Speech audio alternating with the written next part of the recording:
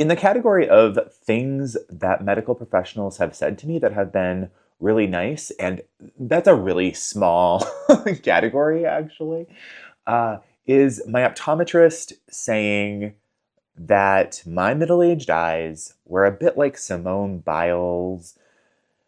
They had performed extremely well and were just getting tired. I bring this up, follow me, there's a thread, because I recently got new glasses. My prescription recently changed, not a ton, but I've had to buy some new glasses, and they keep falling off my face. They keep sliding down my nose, and it's driving me crazy. But it's a perfect analogy for February, because February just feels like it slid away. Slid away. And I don't quite know how that happened. Nope, lies. I know exactly how that happened. Why am I lying to you? But stuff still got done. Books still got read. I would love to say that, like, goals got met, but they didn't get met. So spoiler alert, no goal got met. Progress happened. Progress happened. So that's what we're going to go over today. I'm going to go over 6 books that I have loved or not this month. 2 fiction, 2 informational, and 2 middle grades. And we'll just kind of chatty catch up about how February was reading-wise. So, I'm Nick. This is DrCrankyPantsReads. And man, it's been a month, but has it? Has it?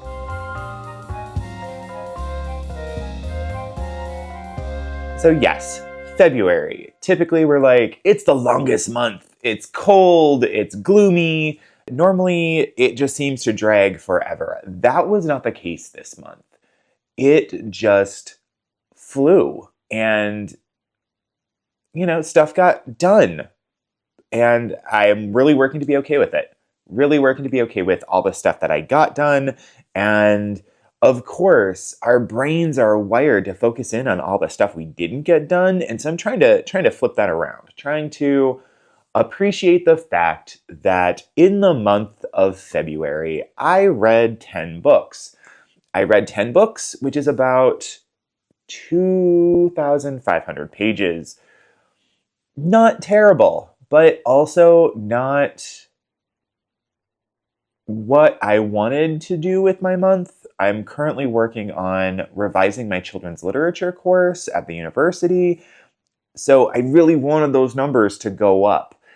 But because of some added responsibilities that happened at about mid-month point, that didn't get done. And I've got to be okay with it. March will happen. I will get books read for that. It was an okay reading month, but because of those added responsibilities, I didn't get bus time. I read on the bus. If I'm on the bus every single day, that's about 45 minutes of additional reading time every single day. Additionally, I didn't listen to as many audiobooks this month, partially because I had to rely on my car a lot. I had to go to meetings where I had to drive. My walking time was actually shorter as well. These things aren't surprising based upon how I had to organize myself with this month.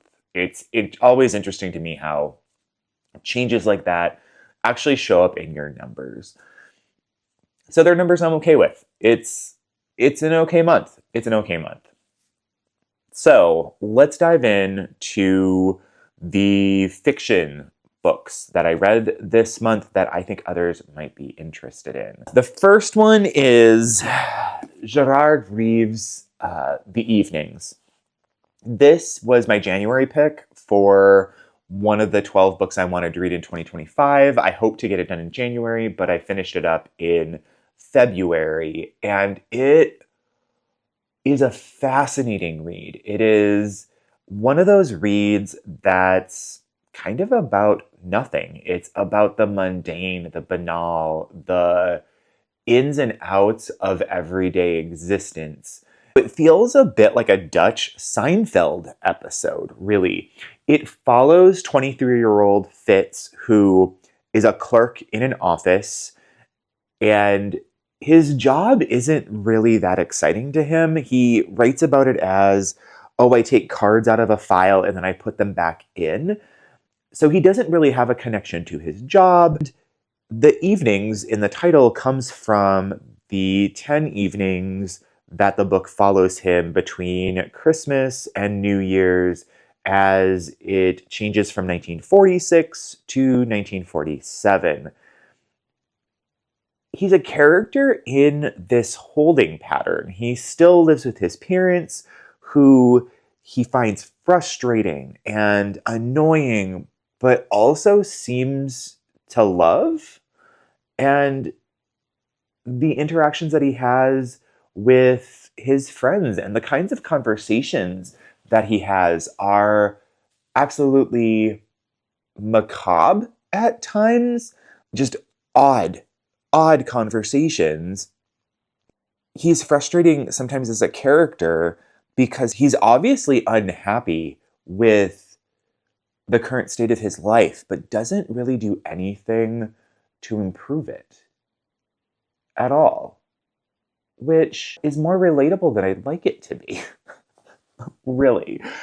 So if you're into books that are very much like My Year of Rest and Relaxation, definitely had the same vibes as that. These very mundane, kind of character-driven, really razor-sharp insights and language. Because for Fritz, you get what he's saying and then what he's thinking at the same time. It was a really interesting read. I'm glad the bookseller in Amsterdam recommended it. And I don't know that I will read it again, but I'm really happy to have read it.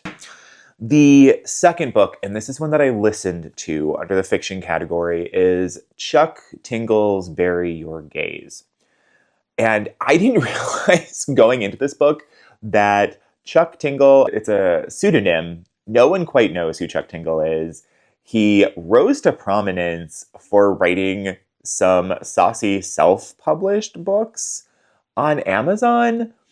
And I'm kind of glad I didn't know that going into this book, because I probably wouldn't have picked it up if I had. Just a weird bias that I need to sort out in my own head. But this book was really entertaining. It is probably in the horror genre, but it plays around in a lot of different genres. It follows Misha, who is a writer in Hollywood, and he has a series that has been nominated for an Academy Award, and the distributor has instructed him to kill his two gay characters off. This is a common trope in Hollywood media, and Misha's really having some visceral reactions to that and really thinking about what would that signal to his audience. He essentially tells the network, no, I'm not going to do that, and then begins to encounter characters from his previous horror series in real life, and they start wreaking havoc. I'm going to be honest, these characters are terrifying. Mrs. Y is one of the characters, and she has this power to make people go catatonic, and that's just the psychological terror. There's also the smoker, the first character that you meet coming out of Misha's fictional world, who tracks him down, counts it down. Within the book, it's really this meta horror where it's taking on these kind of tropes that happen in Hollywood, these tropes of horror, and really thinking about rainbow capitalism, how corporations will take on particular identities during Pride, but still at the heart of their organization be pretty anti-LGBTQIA. I appreciated that social commentary in this book. I thought it was really smartly written. It wasn't high literature, but it wasn't lowest common denominator. Really engaging, fast-paced. I loved listening to it. If you're looking for a book with like scares and some social commentary, Bury Your Gaze. Really, really entertaining book. He has another book, Damascus, that I might seek out if there's a slot. But let's be real, the TBR is long. Let's move into middle grades. I read 2 middle grades books this month. Again, partially because the time that I'm normally reading middle grades is during work hours, because it's literally my job, and my work hours were redistributed this month. So the first book that I want to talk about is Skulduggery Pleasant, which is a reread. I really love this series. I am surprised that this series is not more popular stateside, because it is ridiculously enjoyable. This is the first book, came out in 2007. It is about 12-year-old Stephanie. She inherits her Uncle Gordon's kind of estate. He's a writer of horror novels, scary novels, and it turns out that his books were based in actual events. So she gets pulled into that magical world, and her Hagrid, if you will, is Skulduggery Pleasant, who is this skeleton detective, just a delightful character. He is sarcastic, he is sharp, he is a really interesting companion for Stephanie, who's trying to figure out this new world and wants to be part of it. I love a good book where the plot is self-contained, but it can lead to other things, and that this definitely does that. I really enjoy that someone can get into this book, finish the whole book, feel like they read a book, feel like there was some sense of conclusion, and then if they want to move on further in the series, I think that's a really just kind thing for authors to do. And definitely wish that this got more play over here in the US. So if you are someone who enjoys a darker, magical, highly sarcastic book, Skulduggery Pleasant, so good. I'm excited to dig further into these. Let's look at book number 2 in middle grades. This is Alan Gratz's newest book, Heroes, and Gratz is normally a home run for me. He has the ability to write these really historically accurate books featuring kids doing extraordinary things, and every single one that I've read has been a delight. This one is his take on Pearl Harbor, and it follows Frank McCoy and Stanley Summer, 2 friends who happen to be on one of the boats in the harbor as the harbor gets bombed. So lots of action, lots of carnage, which is pretty commonplace for a Gratz book. However, I didn't enjoy it as much as I've enjoyed others. And part of that came down to the character of Frank. There is a lot of buildup around Frank, around things that have happened to him, and those hints get dropped really early in the book.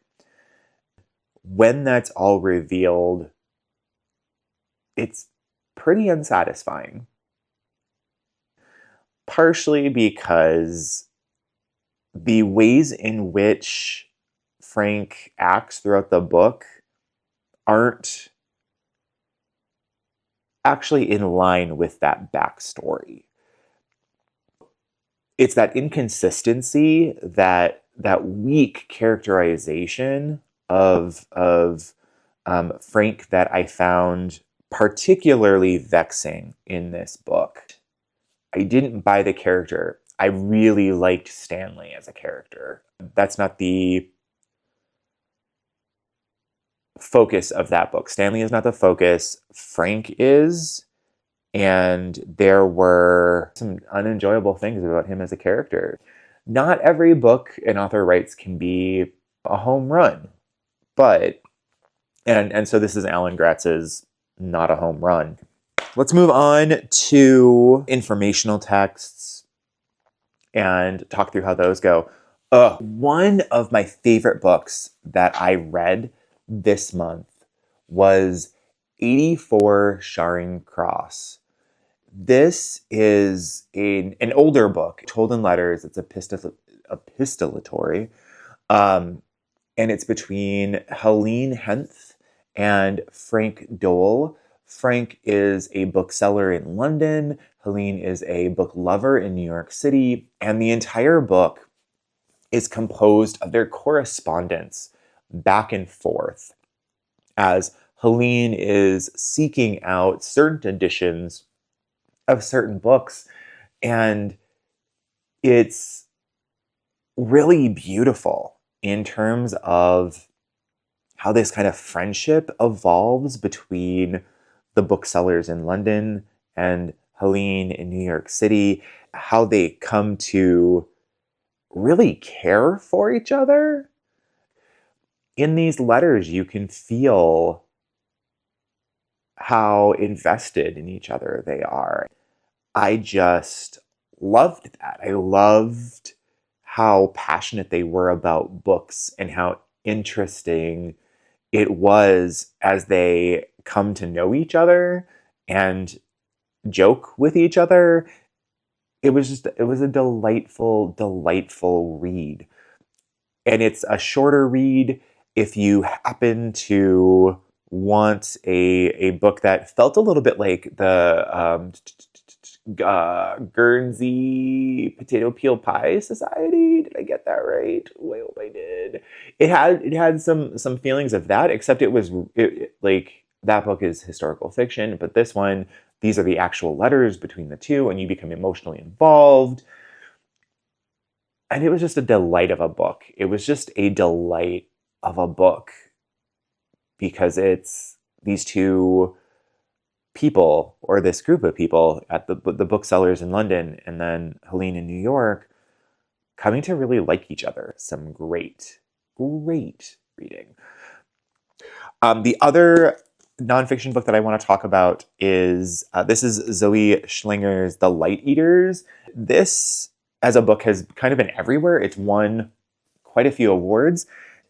I really loved this book. Schlinger does a brilliant job in this book of translating the research around plant behavior into everyday language, and does it in such a fascinating way that I couldn't put this book down.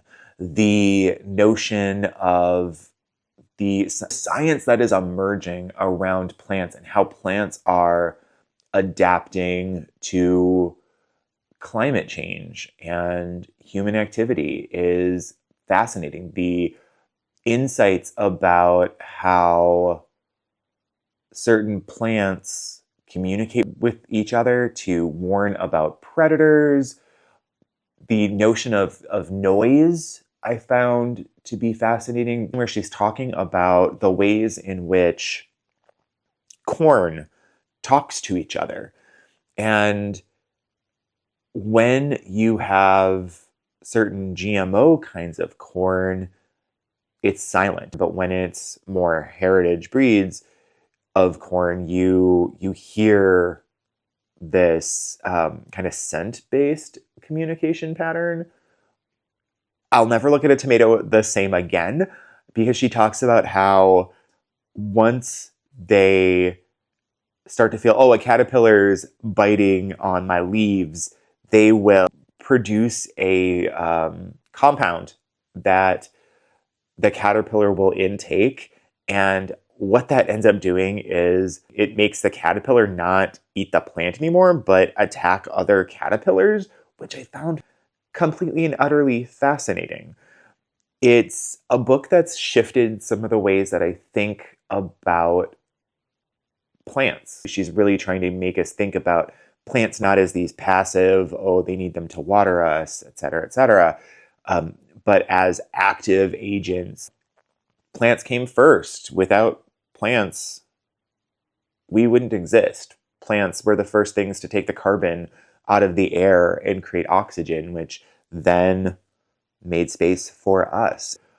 If you're into a scientific informational text, totally recommend The Light Eaters. It was such an enjoyable book. For the most part this month, I read some really enjoyable texts. Heroes, slight miss, but the rest of them have been pretty good. Let's catch up on where I am with the books that I wanted to read in February.